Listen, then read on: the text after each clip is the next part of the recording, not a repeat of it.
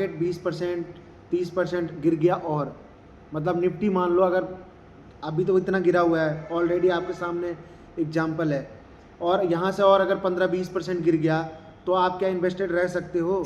तो आप फंड डाल सकते हो, और भी डाल सकते हो, जितना मर्जी डाल सकते हो।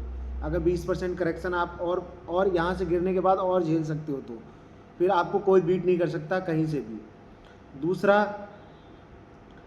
क्या आप 5 साल 4 साल 3 साल इतना 5-6 साल तक इन्वेस्टेड रह सकते हो? कम से कम 3 साल, उससे ज़्यादा 5 साल 7 साल इतना आप मार्केट में इन्वेस्टेड रह सकते हो, तो आप बिल्कुल भी फंड ऐड कर सकते हो और ज़्यादा पैसा डाल सकते हो इस समय पे भी।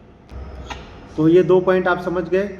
और तीसरा पॉइंट है इसका एज फैक्टर। एज फैक्टर बहुत ज़रूरी होता है इसमें, तो इसमें बहुत ज़रूरी होता है एज फैक्टर। तो आपका अगर एग्जाम्पल के तौर पे समझते चलते हैं, तो 20 से 30 साल उम्र है, तो आप बहुत ज़्यादा रिस्क ले सकते हो, तो आपको ज़्यादा प्रॉब्लम नहीं होनी चाहिए। 20 से 40 है, मतलब 30 से 40 एज है, तो भी आप रिस्क ले सकते हो अपनी लाइफ में, और आप मेहनत करके और फंड को कहीं ना कहीं से अगर आपका पैसा मान लो किसी तरह से लूज भी हो जाता है, तो आप एडजस्ट कर सकते हो लाइफ को। लेकिन आपका एज अगर 50 से ऊपर है, 60 से ऊपर, आप रिटायरमेंट के उस एज में हैं, तो आप बिल्कुल भी ज़्यादा रिस्क नहीं ले सकते।